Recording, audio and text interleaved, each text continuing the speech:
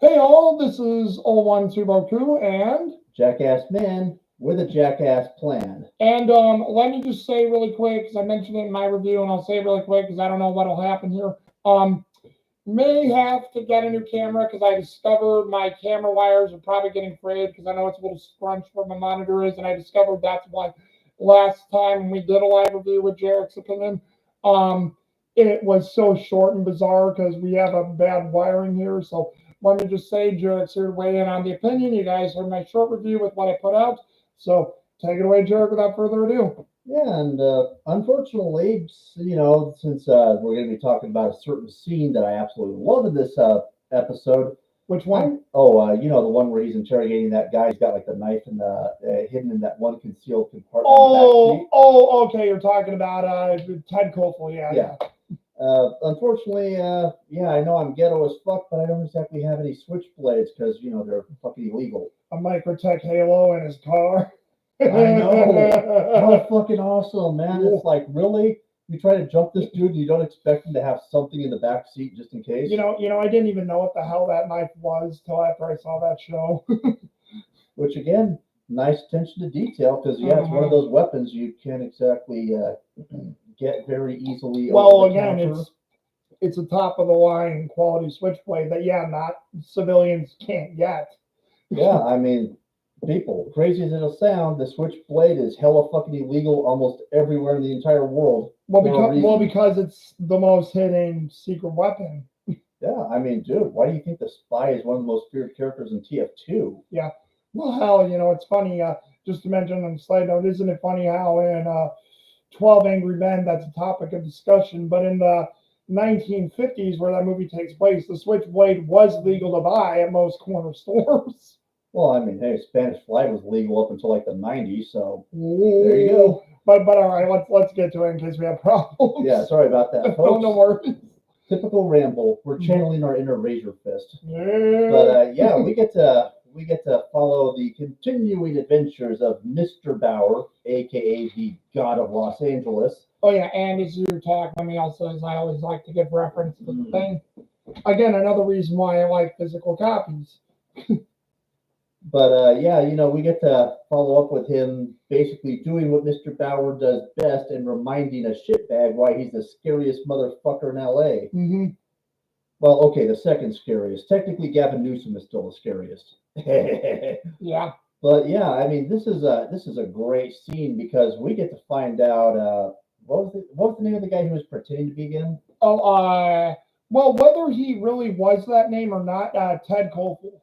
Yeah, we find out Mr. Coleful is more than meets the eye and not in the sexy Cybertronian way. Well, and let me just say on a little side note, it's funny whether we don't know if he really is the Ted Koppel and that's just an assumed name where he was, like a sleeper agent this entire time, or if he took his place. Because the thing is we find out later he really did have the heart condition. He wasn't faking it. So whether that was a continuity goof by them or whatnot, we don't know. But I mean, he did have the heart condition, so Needham was right about everything about him. And that's the funny thing because it also kind of ties into like the people at CTU proper finding out that they kind of have an idea of how of who the assassin was and how they basically snuck into like the secure area.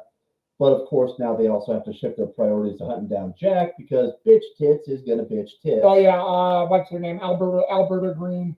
Yeah, man, there's a name that invokes confidence. Kind of like Janet Reno. I'm not gonna say this. In Tamara Tooney, I haven't heard or seen any of you in a long time, and I'm not saying this, but isn't it funny how I know this is 2001, but she sort of has an air of and looks like Kamala Harris. Well, and again, YouTube just saying, so don't ding us for that. And I kind of wonder if the name was sort of a tip off because I mean, Alberta, like Alberta, Canada, Green, like the Green Party. For those of you old enough to remember the Green Party when they were still relevant, it could be grasping at straws, but again, you never know. I mean, they don't go too deep into the special features on the show, but sometimes you don't know. So, I mean, hey, it's just a possibility, But yeah, Mr. Kofel, getting a little miffed that Jack's all getting up in his grill. Yeah, starts cursing at him in Serbian. Oh yeah. Which after of course playing the guys that he was scared, showing him pictures of his family and all that stuff, playing it perfectly well, but Jack knew something was wrong. But yeah, when he Yeah. starts speaking in Serbian, Well, and that's the this fun, is not called for. and that's the great thing about it is how Jack is noticing like he's playing it too calm, he's too professional, he's doing this too much like a normal person would expect him to, which again really goes into how brilliant Jack is at this. And I will say on a side note before you continue, because I know we would do this during our casting session, but I gotta give props already to Curry Graham because when we watched this together and when I've been watching this with my folks and when I went through the show all the way through all the time, Curry Graham switched to just the nervous exec to the Serbian voice acting and how he just becomes so villainous. Curry Graham, I've not seen you in much, but that was well done, sir, because you switched from nervous guy to villain so seamlessly, and that accent was great. Well, it's like that one show, the Claymation Death Battle from MTV in the 90s, where they had the episode of Christopher Walken versus, I think it was Kevin Bacon. Kevin Bacon can go from 0 to psycho in 0.3 seconds. That's impressive, but is it enough to match up with Christopher Walken? Seriously, people, that was a great show. One of the, in my opinion, the better Death Battle. Well, in my opinion, just to say that one really quick, I always wondered they should have put Walken in with somebody else who was like it. Like I would have said Walken and Nick Nolte, but that's just me. I'm just sad we never got like Bruce Willis versus Kiefer Sutherland. Yeah. Come on, man, that would have been baller as shit. It would have been. Well, because Bruce Willis is a tough guy who usually plays heroes. Kiefer Sutherland, until 24, was a tough guy who always played villains. And hey, this was out right around the time period, so yeah. Oh, and speaking of which, sorry we got sidetracked again, but yeah, he flips that switch. He goes full Croatian.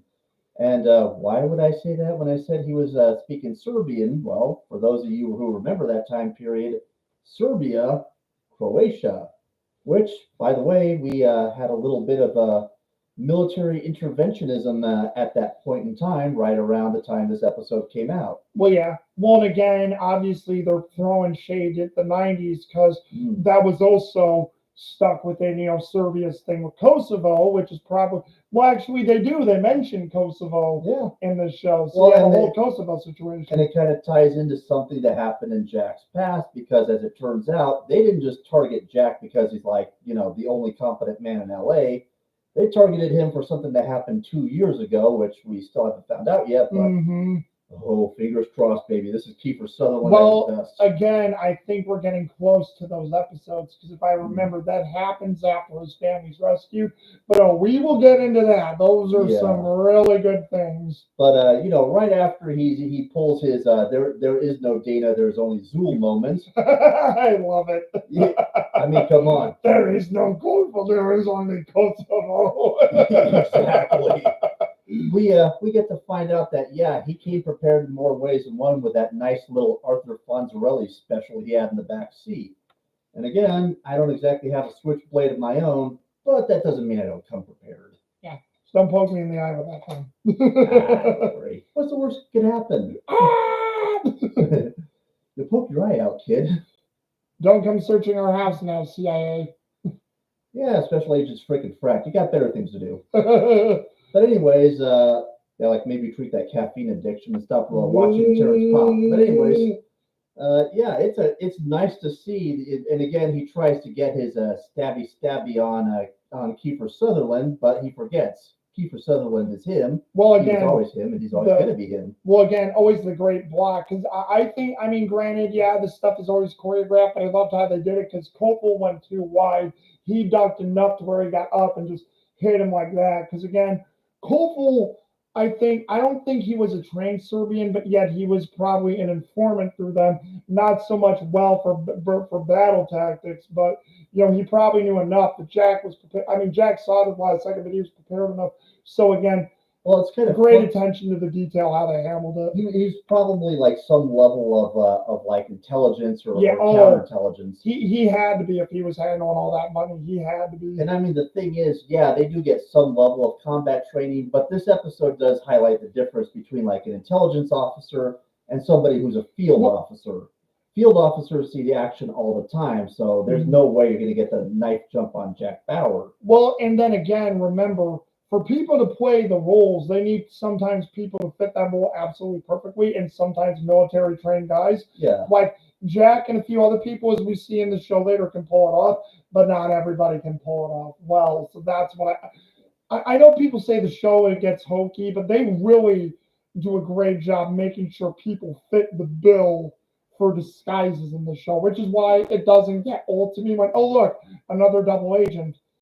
Boy, do we forget how our history is full of double agents and throughout the years in the same positions, same things. And you look at it now, maybe 24 was not as far fetched as we thought it, folks. That's why I say it's scary how, to me, the show is almost on the money in certain things politically and militarily. So A little too real, if you know well, what I mean. yeah, thank God some of these things did not go all the way, especially the shows that deal with nuclear bombs and such, because yeah, luckily that has not happened yet. Thank God, by the grace of God. And you know what would be like a great anime example of what we're talking about, strangely enough, would be the anime OVA of Gundam 0080 War in the Pocket, which had kind of multiple like hidden sleepers basically attacking the colony where the Alex was.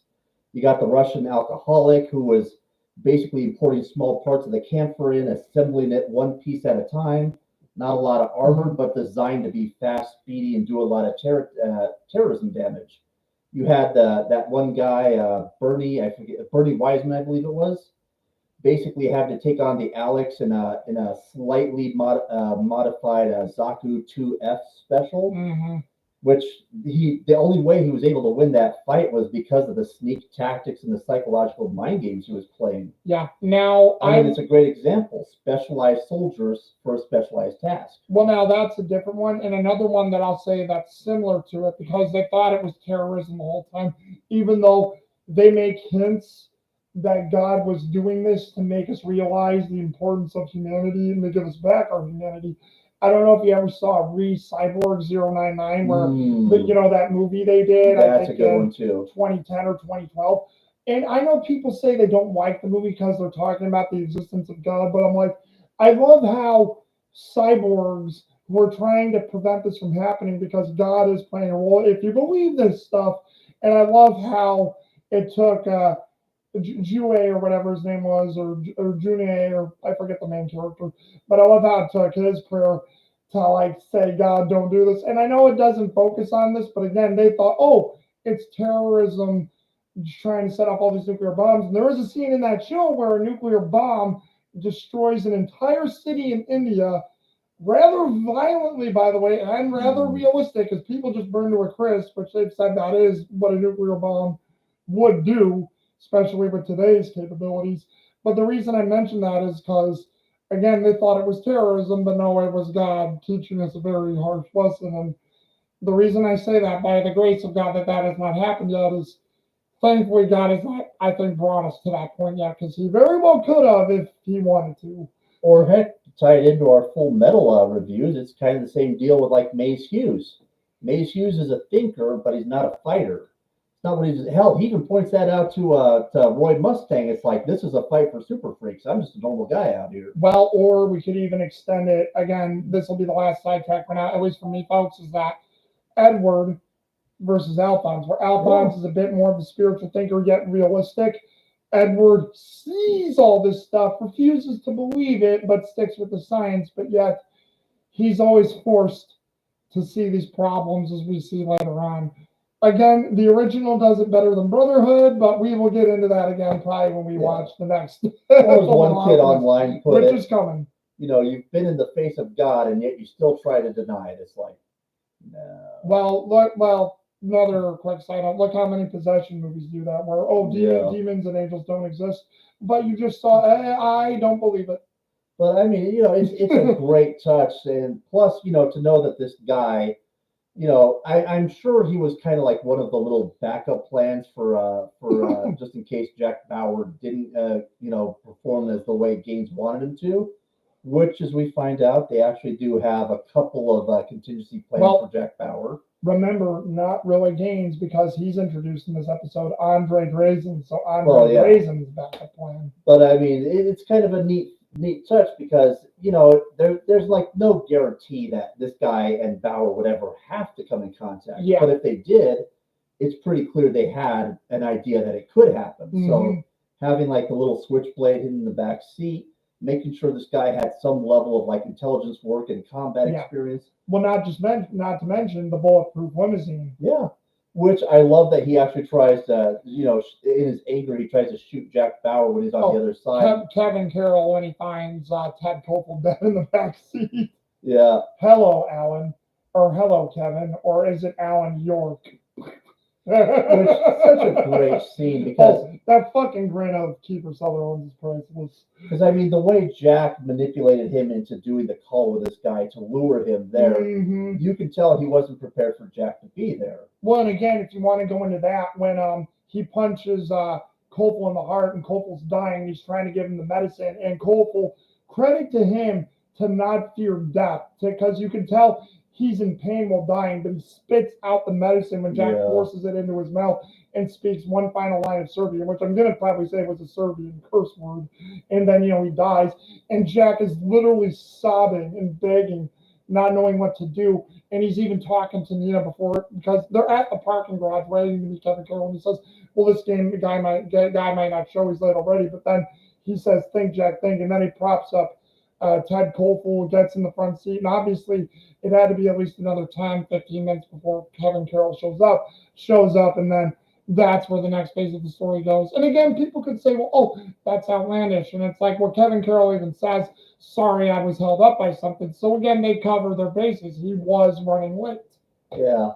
And I mean, we also get to touch back with Mrs. Bauer and his daughter. And again, I love the attention. Like, they were originally going to kill them, but now that Jackson's basically off of Gaines's grid, they're still useful to some degree. But I love that you start to see there's a little break in the ranks. Like, the one guy is clearly trying to protect them. Another one, Rick.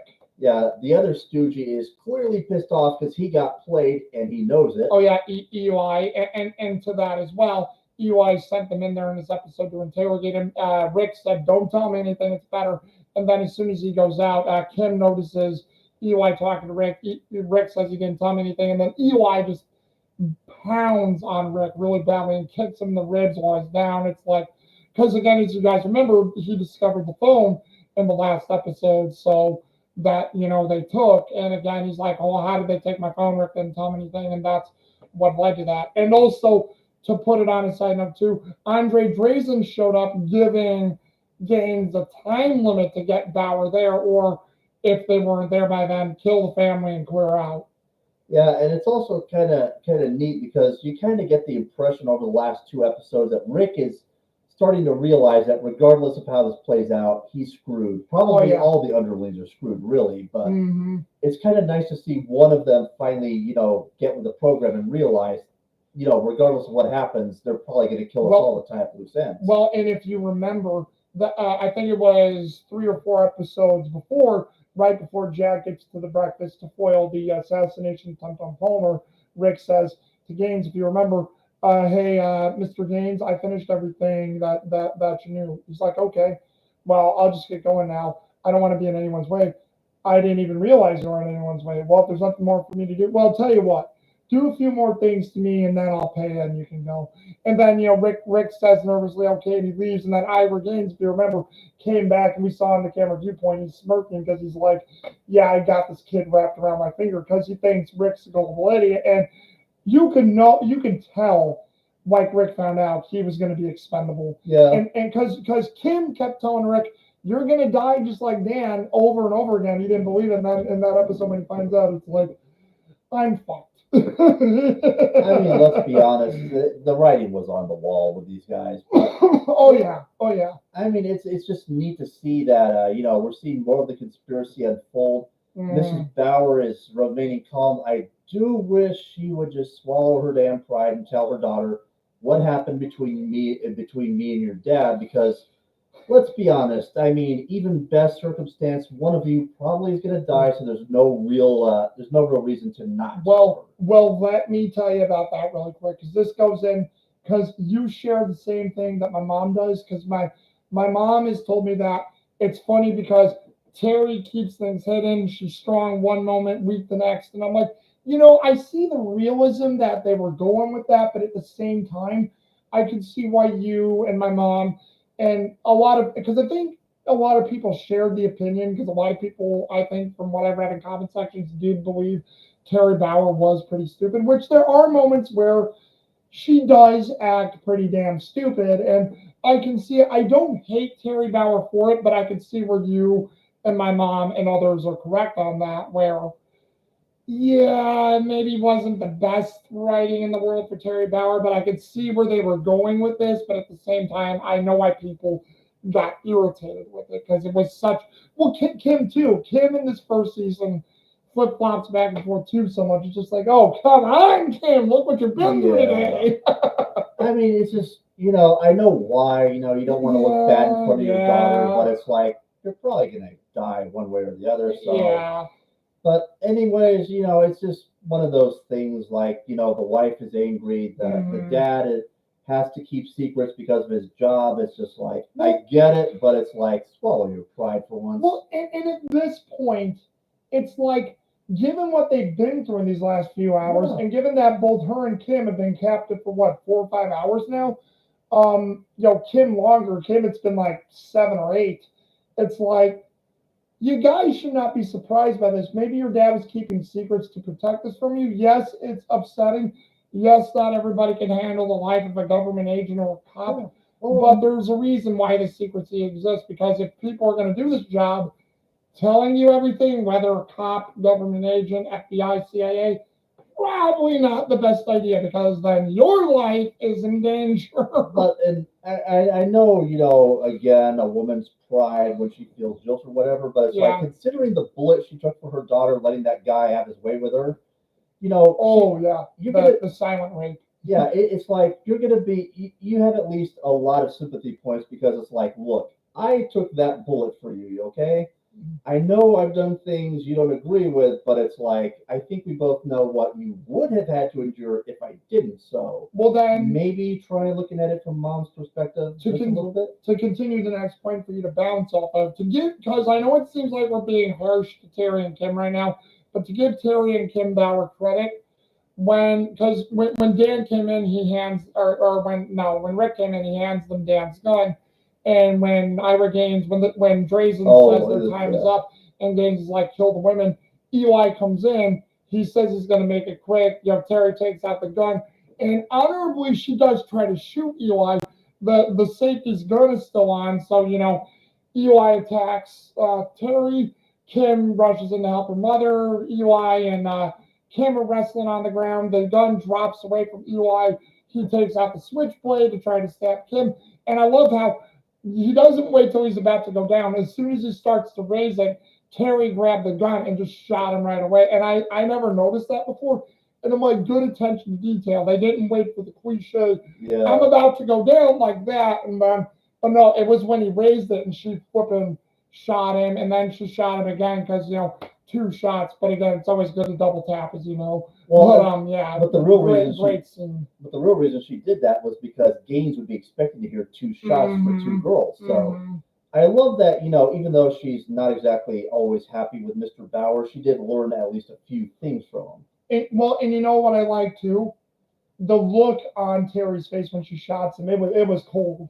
Yeah. But who can blame her? These people kept you against her will. Eli was a dirtbag, a scumbag. Well, I mean, and the fact that he raped her too. So you can tell Terry Bauer held no love. So credit to Leslie Hope's acting in that scene. I was about to say, I mean, he Epsteined one lady who's about to try to kill her daughter. It's like, dude, the best he could hope for was that she would just Bernie Mac him into the ground. No, I know. But again, you with your modern references that I love, no shame, the Epstein thing. I didn't want to do the classical one because I mean, I know not everybody is. I know everybody doesn't have a distaste for him as I do, but I'm not exactly the biggest Woody Allen fan. Well, since you mentioned it, I'll go ahead and mention I'm not no fan of that. I mean, I still, until we see more evidence, I still don't believe he killed himself. And again, we're just making a reference here. YouTube, don't flag us. But I still don't believe he killed himself. I mean, I want, like Glenn Beck says, I want to see the evidence. I want to see I want to see it because people say, well, you don't need to see it. Well, no, we need to see it. But tangent again, but continue. But I mean, yeah, it's like I get what you're saying because Now take me to the north so I can see Eli the was not bucket. Eli was not a good guy. But again, I could tell even my mom when we saw that scene, she said there to go because deep down we were Yeah. wanting to see something happen to Eli because he was one of Ivor Gaines' top people, but yeah, he was an absolute scumbag. No redeeming qualities whatsoever. And like I mentioned, and I know people are gonna say, dark humor, Mr. Jackass, this early in the morning. Ironically, he probably got What's not so early? It's 11. Probably for some people. But I mean, honestly, he probably got a kinder death from Mrs. Bauer than anything he would have gotten from Ira Gaines. So, strangely enough, I mean, even though it was the guy who had tried to attack and kill her and her daughter, she was still far nicer to him than he was to her. Well, and I know it's just a show, but credit to Terry Bauer because the way she looked like she looked like Brad Pitt's character, Detective Mills from Seven, to where I bet if she wanted to, she probably would have wanted to empty Eli's entire magazine into him, but she knew she couldn't because they would have gave themselves away. Why is Eli firing so many shots? Somebody go investigate that. She was like this close to going full John Wick on him, man. Honestly, if they wanted to be silent about it, I'm surprised Kim and Terry didn't pick up a switchblade and start going stabby, stabby, stabby, friggin' stabby. But luckily they didn't. They kept.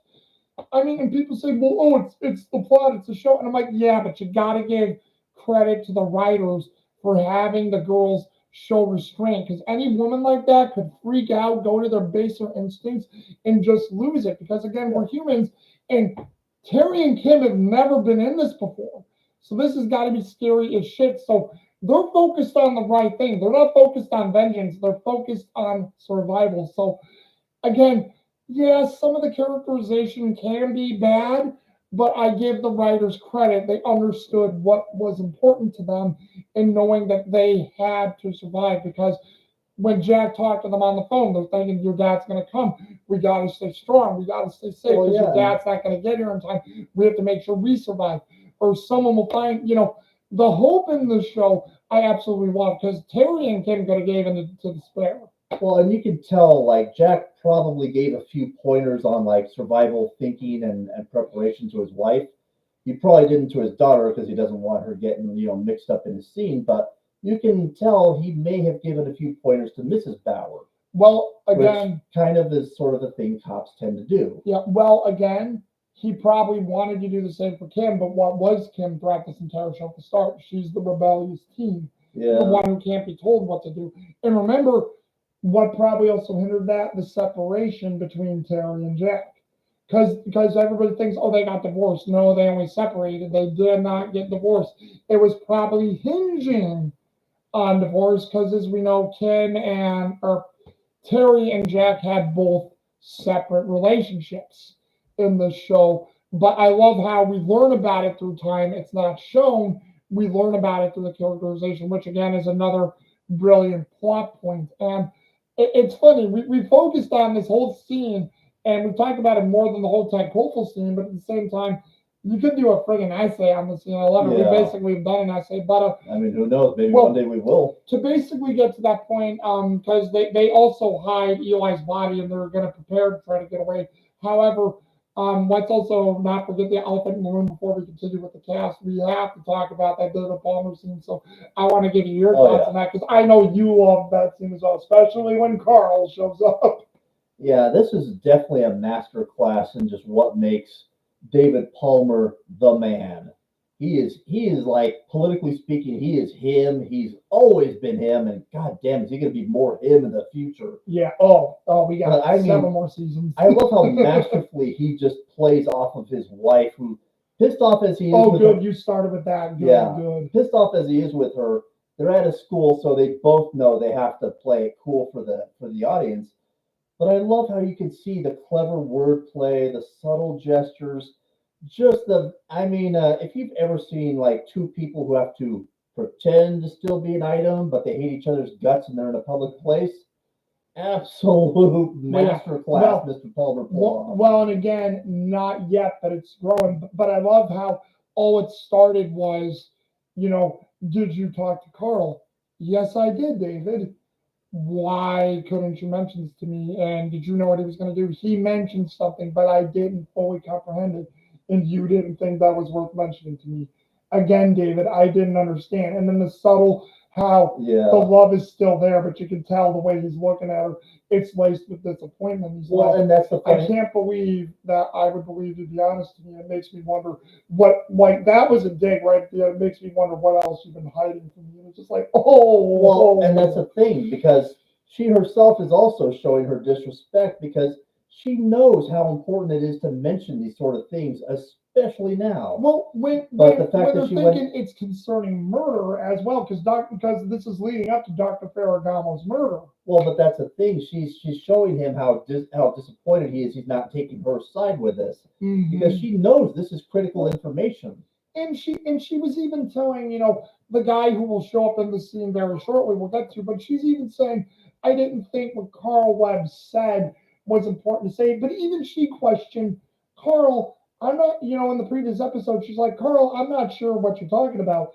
Don't worry about that, Sherry. You don't need to know. Well, and that's a funny thing because this scene kind of points out really well that Mrs. Palmer is unironically more of an honest politician than Mr. Palmer is. Mm-hmm. She's dancing around the words. She's using, as a certain Jedi master once put it, what I didn't lie to you. What I said was true if you look at it from a certain perspective. Well, yeah, but again, uh, and this will be for also later essays and reviews for the show. Is if you guys have not seen Throw Review, or if you've seen 24 with us and you're rewatching it along with us, you guys should know, what does Sherry Palmer care about? She probably didn't mention this to Senator Palmer, David, because she wants to win this presidency. She wants the power. She wants the attention, She the glory. wants, And any mention of this quote unquote murder could be linked to them, and she doesn't want that to be a problem. well, and not to get too well, first to put a fine point on that last scene, what is she doing? She's using plausible deniability. Mm-hmm. Because yes, Mm-hmm. technically you could say maybe she didn't fully understand. Maybe Oh, she didn't. She did, dude. Well, I mean, we know she did, Well, but yeah. she's playing. She's gauging the system. It's like, well, gee, dear, I'm not a politician like you are. This isn't my kind of thing. Oh, yeah. Even though you can tell it is. Bullshit. But what I love about this scene is how it demonstrates her mindset, which kind of reminds me of a couple of people who used to be living at 1600 Pennsylvania Avenue about a couple of years ago.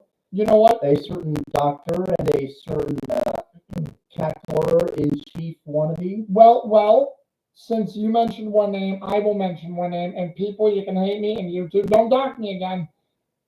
Hillary Clinton is who Sherry Palmer reminds me But of. what's interesting is she reminds me again more than anyone else of Michelle Obama because I was just about to think the same damn thing. Because think of what it would mean if he wins the presidency. She's his wife. She gets to be the first black first lady in the White House. And what's the biggest thing we've seen from a lot of politicians in the last 12 years? First black lady, first lesbian, first person of alternative identity, first this, first that. Well, again, and I know we're mentioning it early because it sort of becomes later on in the season, and again, it shows up again within the other seasons she's in. But it shows how Sherry Palmer is a character of absolute power corrupts absolutely. Yeah. Where with David Palmer, you see the weight, you see how he feels guilt.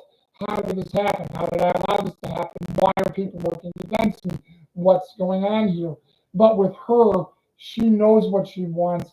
But how deep down that rabbit hole are you going to go to get what you want? Oh, and again, you don't care. That's the thing. She does not care. And again, it also reminds me of Hillary because as much of a staunch, proud feminist. Hello, who's ever watching? See, finally someone showed up. But hey.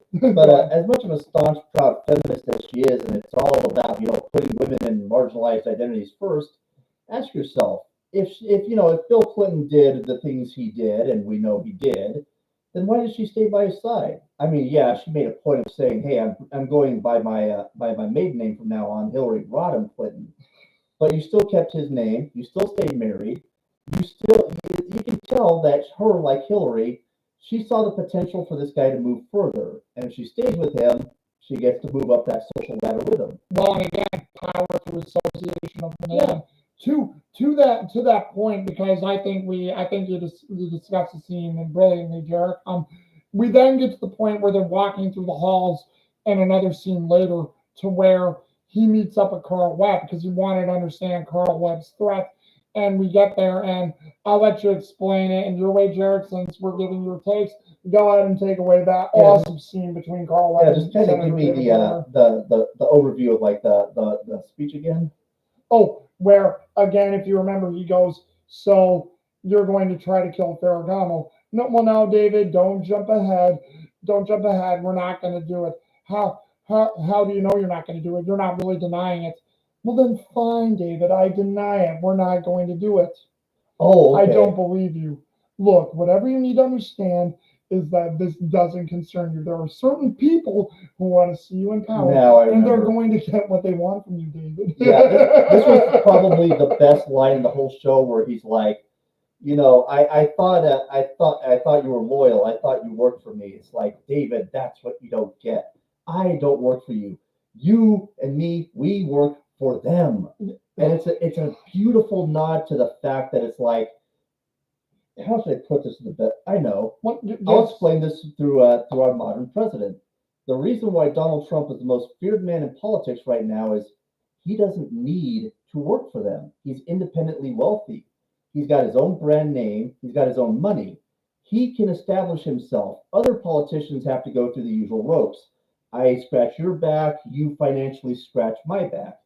But Donald Trump doesn't need to do that. That's why they hate him, because he cannot be controlled. He's an independent variable. Well, and this is what David Palmer doesn't understand. To get into power, you need, most normal people need to make these alliances. They need to, it's kind of like the old practice of like, I allow your daughter to marry my son. Our two kingdoms form into a formal alliance, or like how the Japanese used to do it, the proud people of Nippon, where it's like, I will agree to give your children protection and sanction in my kingdom, aka they're my hostages. Therefore, I promise not to attack you as long as you don't attack me. Because they did fucked up shit like that back in the day. Well, and again, I think it's also a reference to, because you basically said it, but I'll say it too. And again, YouTube, come at us if you want. The reference to the deep state, to where the lobbyists, the companies, everybody controls the money, and these people with the money want you to do certain things. And I will reference it to the movie I watched for, Veterans Day, Legends of the Fall, where Colonel Ludlow's oldest son, Albert, is running for congressman, and he asks his son Albert, so what are these fine people? What are they going to give you with this power and money they're giving you, son? What did they ask from you in return? And they're like, and I'm like, again, what do they want from Albert when Albert becomes a congressman? And it's a well-made point, folks. Yes, it's the 1920s or so, but it's a well-made point, because again, stuff like that has always happened throughout history, which is why some of these things where people say, oh, evil is just corrupt. And I'm like, but there has been good. There has been truth. That isn't just all things, but other people will try to get what they want through to you. Yeah, it's like there's many different layers you have to go through when you're a normal politician running. Whereas Donald Trump could just say, fuck that shit. I got my own money.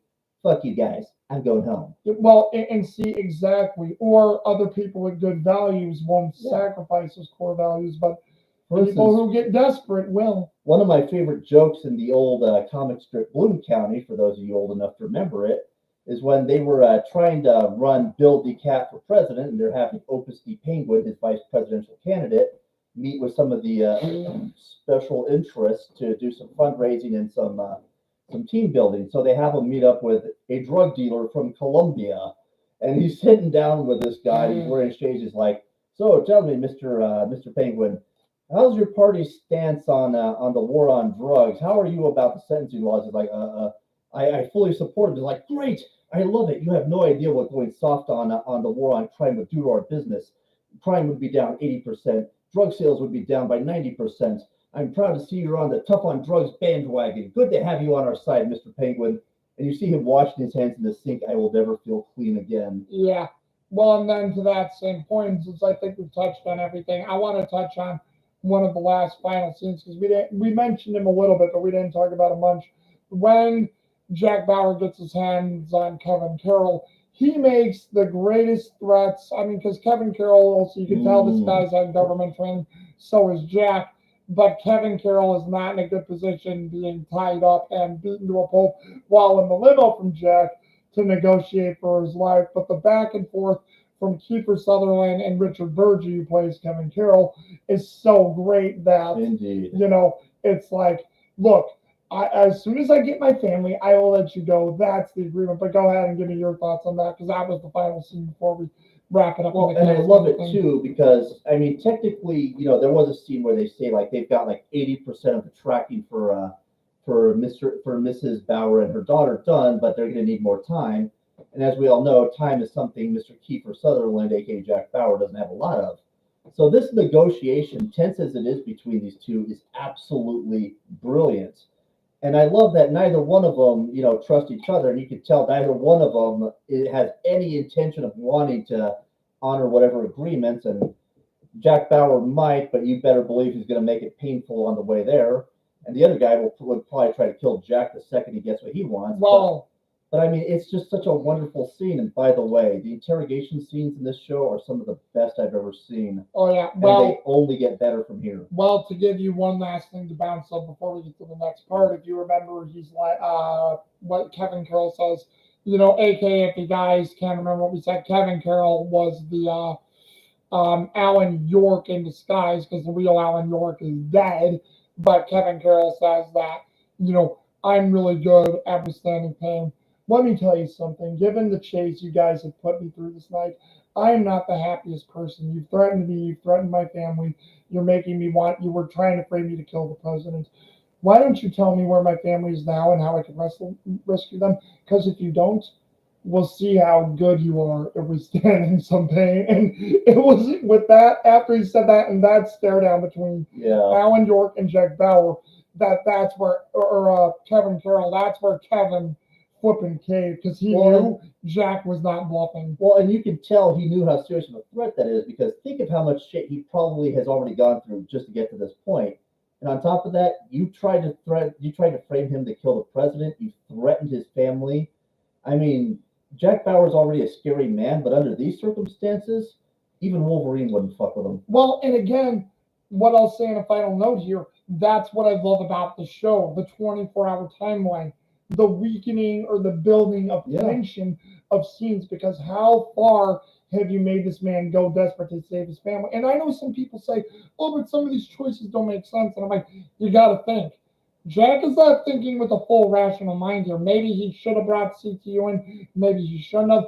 See, we don't fully know, but we want to stick with him because we want to stick to his family. But we have to think, how would we be in this situation? We would probably be just as desperate to save our family if we had his skills and things.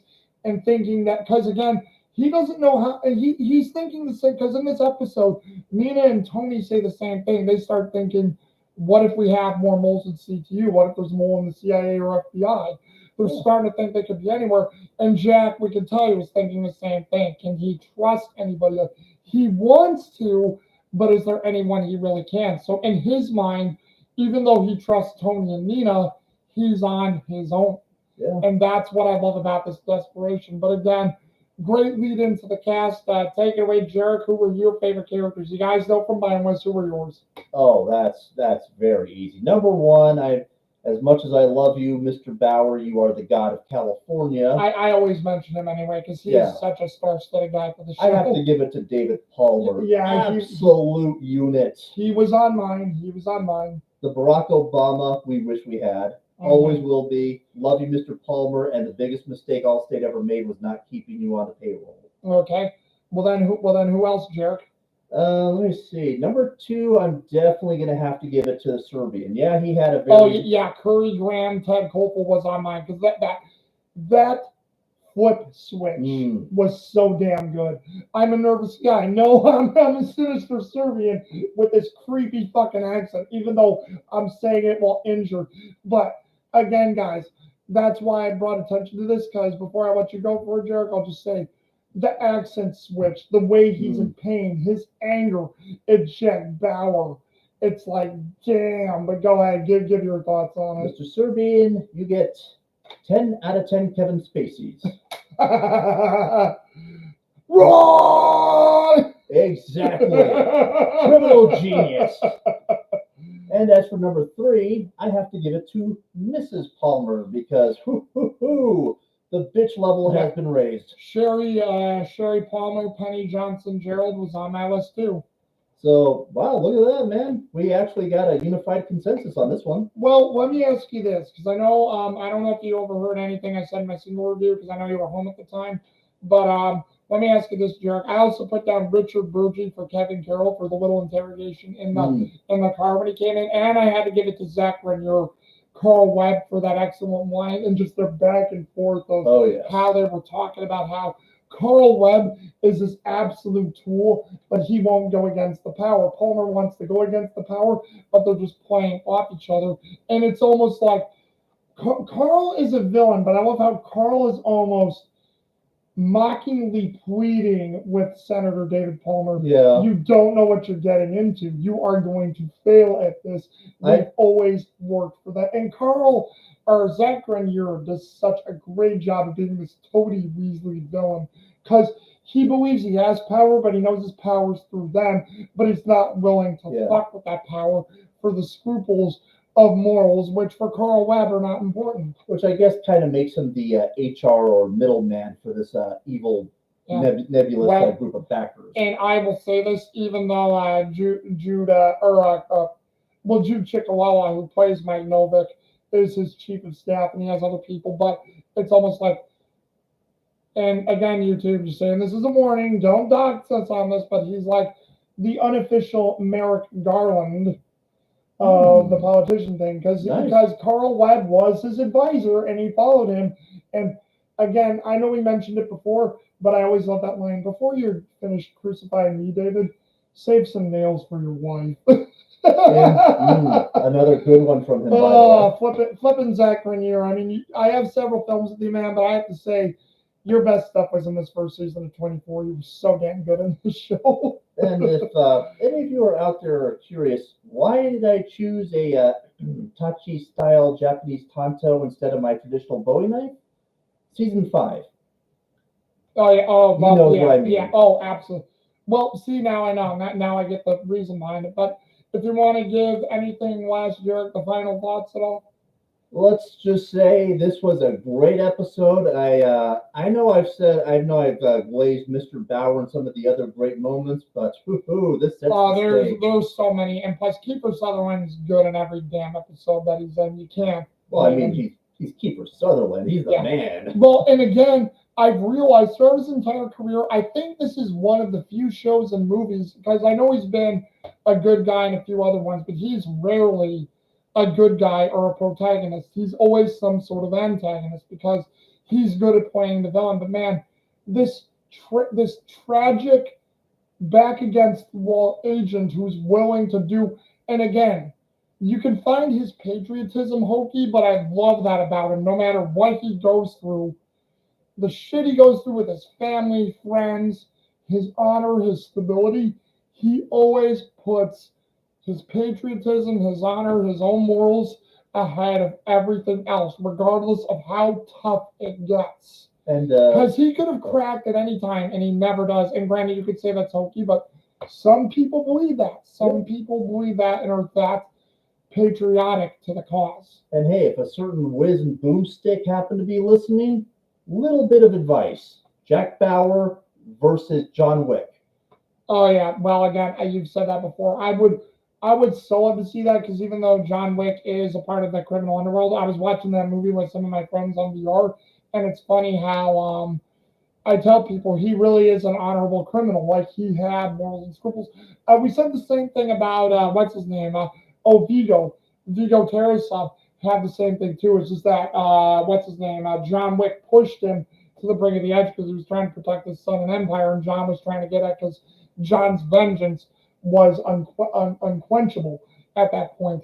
You screw John Wick, you're fucking screwed. I mean, come on, let's be honest. Who wouldn't love seeing John Wick versus Jack Bauer? I definitely would. I know some people say, well, why not Jack Bauer and Ethan Hunt? I'm like, it would be good, but I think, see, if I had to choose another agent, I would love to see Jack Bauer versus James Bond.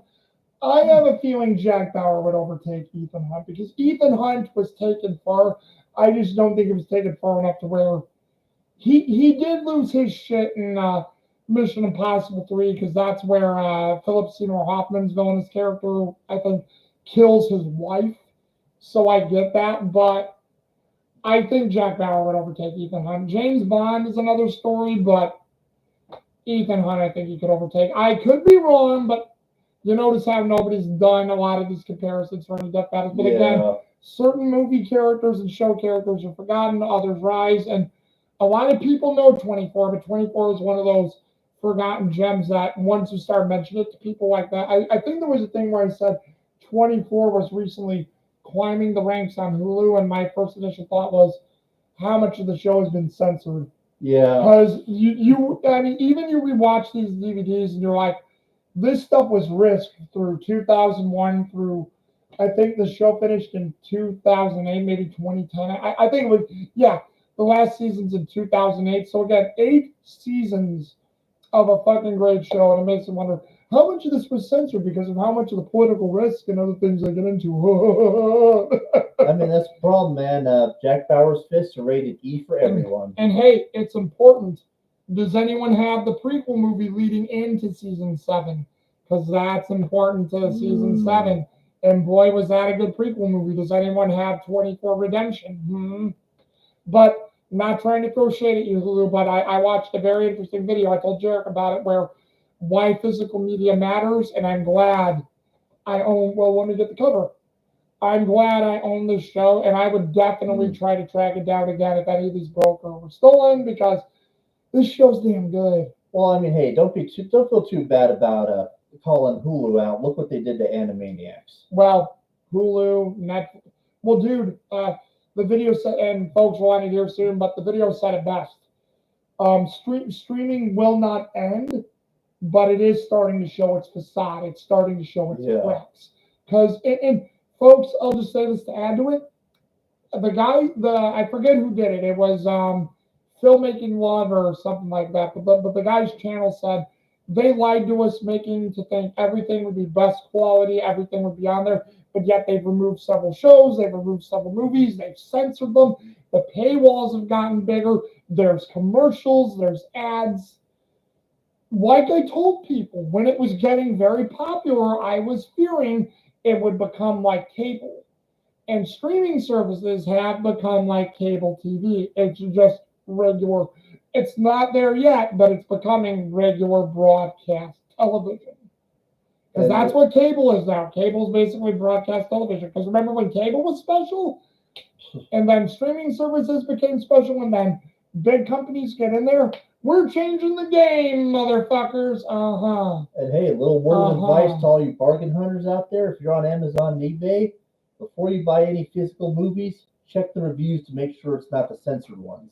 Well, hence why I didn't buy it on Amazon, but I found it in a store. That's why I'm glad. And I think it was out of Walgreens. I found the unrated version, which is the version you want of Live Free or Die Hard, because the PG-13 version and the editing of the violence in that is god-awful trash. You want to hear something hilarious? What's up? Before the big kerfluffle they had a few years ago, you know what I found at Target for sale in an uncensored version? What's that? The Best Little Whorehouse in Texas with Dolly Parton and Burt Reynolds. at a Target. Hey, you can still, even, and I'm glad they mentioned it too, like how all our retail stores are cutting down their media areas a lot. I like how people said, remember when they were super big? I'm like, oh yeah, you could find a bunch of bargain movies, anime, shows, and everybody's cut down on them. And it's like, why? Well, one thing. Because anime won all, or not anime, Amazon, eBay, all these online retailers, they want all the control of it. And don't lie, you guys have, and we still have to do digging on all these sites to find some of this shit too. So don't lie about that either. And then, it's like, hey, I'm for supporting the industry because I grew up around film, guys. There's history in film, like the guy I was watching said, but they're trying to control that history now, and that's not what I'm for. But hey, we've both spoken about this tangent. It's a nice fruitful thought at the end here. Sorry, this had nothing to do with 24, but again, you could probably say because of how this, as far as my knowledge, has never been released on Blu-ray yet or 4K yet. And yes, they have it on streaming, but like I said, is any of it censored? So again, if you guys can get it, I would, because I wouldn't doubt if they censor this, because there's a lot of stuff in every season that is risk. That if politicians or certain people don't want you hearing because of how close, again, they say not everything is truthful, but they admit they take it close to the vest, and boy, do they get close to the vest enough. So just let us know what you guys think. You know what I just realized when you talked about Ethan Hunt? What? Mom, can we go see Mission Impossible at the movie theaters? No, we have Mission Impossible on TV.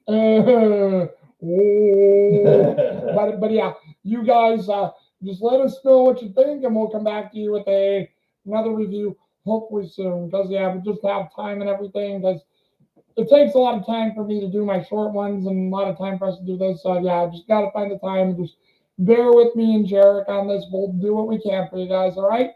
Till then, we will talk to you guys again later. Yo, Joe. Whoa. Another fun review.